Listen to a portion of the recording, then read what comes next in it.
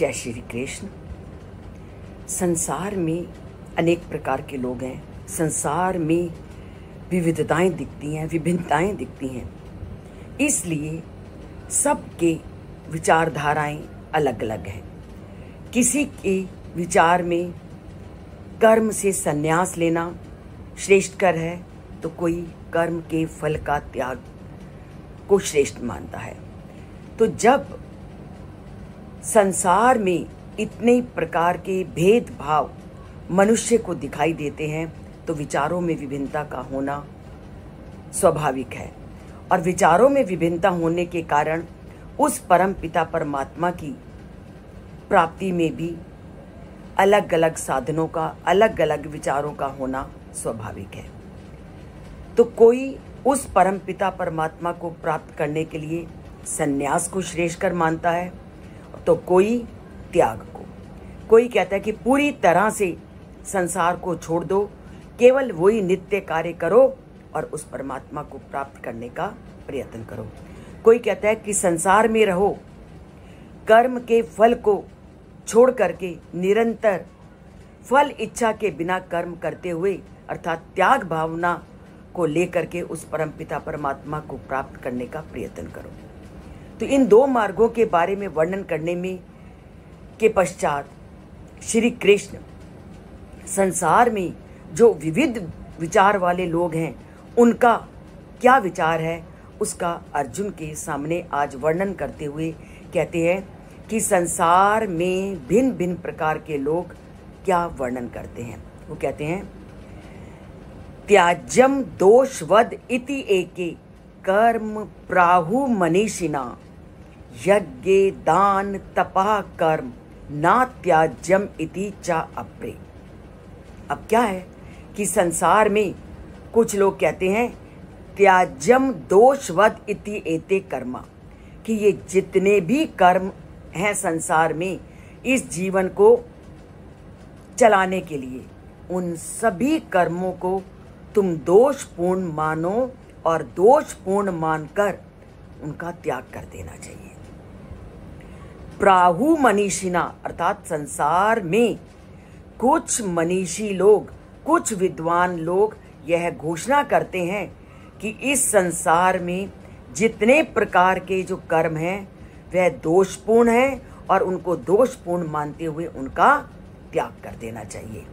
और कुछ क्या कहते हैं, अन्य विद्वान भी हैं, यज्ञ दान तपः कर्म ना त्याज्यम इति च अपरे। अपरे मतलब कुछ अन्य विद्वान भी हैं, वो क्या कहते हैं, वो कहते हैं कि यज्ञ दान तपः कर्म, कि जो यज्ञ हैं, जो दान हैं या जो तप देते हैं, ऐसे कर्मों का कभी त्याग नहीं करना चाहिए। तो श्री कृष्ण ने संसार में जितने भी लोग हैं उनकी विचारधाराओं को दो वर्गों में बांट दिया। उन दोनों वर्गों का अर्जुन के सामने वर्णन करते हुए कहते हैं कि देखो मनीषी लोग क्या कहते हैं और अन्य लोग क्या कहते हैं।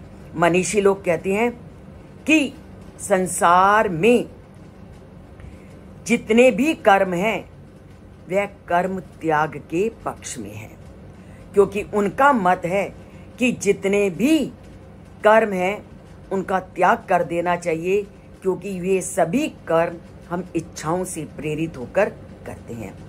उनका मत क्या है कि संसार में जितने भी कर्म किए जाते हैं उन कर्मों में व्यक्ति की कोई ना कोई इच्छा प्रमुख होती है। और जब इच्छा प्रमुख होती है, तो जब हम इस शरीर का त्याग करते हैं तो व्यक्ति जन्म और मृत्यु के चक्र में वो उसको फंसाते हैं। और वह ये तर्क भी लोगों के सामने देते हैं कि जितने भी कार्य होते हैं वह स्वाभाविक रूप से विकारों से युक्त होते हैं। जैसे कि हम जो भी काम करेंगे उसमें अप्रत्यक्ष रूप से कुछ ना कुछ हिंसा होती है। जैसे हम आग जलाते हैं, तो आग जलाते हैं, संभवतः कोई ना कोई जो कीड़ा है वो ना चाहते हुए भी उस जल में, उस आग में जल जाता है। अतः केवल उनकी क्या धारणा है कि जब हम संसार में रह करके कर्म करेंगे तो किसी ना किसी तरह की हिंसा का होना स्वाभाविक है। क्योंकि अगर हम यज्ञ भी करेंगे तो यज्ञ में भी कोई ना कोई जीव अचानक उस अग्नि में आकर उसको अपने प्राणों की आहुति देनी पड़ेगी, तो वहां भी हिंसा है। और ऐसा तो आपने जैन लोगों को देखा होगा कि जैन लोग कभी भी पैरों में चप्पल नहीं डालते। उनको ऐसा लगता है कि जब चप्पल डाली जाए तो जमीन पर चलने वाले कीड़ों से उनका नाश हो सकता है। तो ये वो मनीषी हैं जो कहते हैं कि कर्मों का पूरी तरह से त्याग कर दो, क्योंकि जितने भी कर्म हैं वो हम अगर ना भी चाहें तब भी हमें विकारों की ओर, इच्छाओं की ओर और किसी न किसी जीव की हत्या की ओर ले जाते हैं। तो ये है उन लोगों का मत जो ये कहते हैं त्याज्यम दोषवद इति एते कर्म, कि संसार में आपको जितने भी कर्म हैं उन कर्मों को आप दोष युक्त मानते हुए उनसे पूरी तरह से अपना नाता तोड़ लो, क्योंकि वो जितने भी कर्म हैं वो तुम्हारे अंदर विकारों को उत्पन्न करेंगे। और दूसरा वर्ग क्या कहता है? यज्ञ दान तपः कर्म ना त्याज्यम। और संसार में एक और भी वर्ग है, वो कहता है कि यज्ञ करना, दान करना और ये जो तप करना, ये कभी नहीं छोड़ना। और उदाहरण के लिए वेद हमें निर्देश देते हैं, मां हिंसयत सर्वभूतानि सर्वाम भूतानि, कि जीवित प्राणियों की हत्या ना करो। और ये उनका एक सामान्य नियम है, ये उनका एक सामान्य निर्देश है मानव जाति के लिए वेदों का। और जो हम अग्नि यज्ञ संपन्न करो पर किसी की हिंसा मत करो, यह एक विशेष निर्देश है। और उसमें अग्नि संपन्न करते हुए अगर कोई कीट कीटाणु भूल से मर सकता है, ऐसा एक पक्ष ने कहा।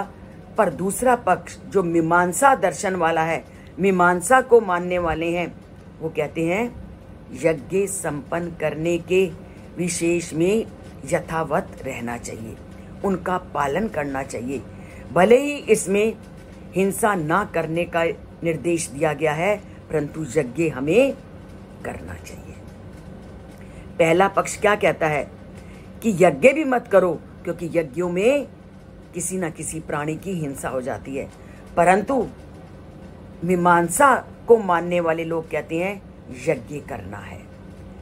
तो मीमांसा वाले विद्वान क्या कहते हैं कि यज्ञ, दान और तपस्या का कभी त्याग नहीं करना चाहिए। हमें विधिवत जीवन में जो वेदों में विधान किया गया यज्ञों का, उन विधि विधानों के माध्यम से यज्ञ करने चाहिए। और जो दान की प्रक्रिया वेदों में बताई गई है, उस दान की प्रक्रिया का भी हमें पालन करना चाहिए। दान के बारे में तो वेदों में बहुत अच्छी तरह से वर्णन किया गया है कि दान देते समय अनादरो, विलंबः, कटुभाषिणा, पश्चातापश्च पंचभूत दोष दानस्य च, कि अगर तुमने किसी का अनादर करते हुए दिया या दान देने में देर की या कटु वचन बोलते हुए दान दिया या देने के बाद पश्चाताप किया, तो इन पांचों दोषों से आपको दान देने से बचना है। दान देना है आदर के साथ, दान देना है तुरंत देना है, दान देना है मधुर वचन बोलने के साथ, और दान देने के पश्चात पश्चाताप नहीं करना। और तप के बारे में श्री कृष्ण ने बताया, शारीरिक तप, मानसिक तप, वाचिक तप। ना शरीर को कष्ट दो, ना वाणी से ऐसा बुरा बोलो कि दूसरे को कष्ट हो, और ना किसी के मन को दुखाने का प्रयत्न करो, और ना मन से किसी के बारे में बुरा सोचो। तो वाचिक, मानसिक और शारीरिक तप ही उस परम पिता परमात्मा की प्राप्ति का श्रेष्ठ मार्ग है। तो संसार में उस परम पिता परमात्मा को प्राप्त करने के अलग अलग लोगों के अलग अलग विचारों को श्री कृष्ण ने अर्जुन के सामने आज प्रस्तुत किया कि एक वर्ग कहता है कि हमें सभी कर्मों से नाता हटा लेना चाहिए, दूसरा वर्ग कहता है नहीं, यज्ञ, दान, तप इत्यादि करने चाहिए। तो दोनों वर्गों के सिद्धांतों को श्री कृष्ण ने लोगों के सामने प्रकट कर दिया। अब लोगों को ये पूरी स्वतंत्रता है कि वे इन दोनों मार्गों में से किसी का भी चयन करें। तो आपको श्री कृष्ण ने जो दोनों मार्ग बताए, आपको जो मार्ग अच्छा लगता है, क्योंकि करते तो हम अपनी इच्छा के अनुसार ही हैं। जितना मर्जी कोई हमें उपदेश दे दे, जितनी मर्जी कोई हमें सीख दे दे, पर करना वही है जो व्यक्ति ने अपने मन से सोच रखा है। जैसे मैं रोज कहती हूँ, जिसने सब्सक्राइब नहीं किया वो सब्सक्राइब कीजिए। मैं रोज कहती हूँ लाइक कीजिए। मैं रोज एक नई ना नई बात लोगों को बताती हूँ, पर करते सभी वही हैं जो उनको अच्छा लगता है। तो श्री कृष्ण ने भी वही कहा, हम भी वही कहते हैं कि ये रास्ता है अपनाना ना अपनाना, अपने जीवन को सुधारना ना सुधारना, उन्होंने तुम पर छोड़ दिया। और यही मनुष्य का, यही सबका सीख देने वाले का एक उद्देश्य होता है कि वो रास्ता दिखाता है, आगे उस रास्ते का अनुसरण करना, उसका पालन करना, ये व्यक्ति पर निर्भर करता है। तो चलिए, वही श्री कृष्ण के द्वारा हम आपको बताते हैं कि अगर नहीं जुड़े तो चैनल से जुड़ जाइए और लाइक का बटन अगर दबा सकते हैं तो जरूर दबाइए। जय श्री कृष्ण।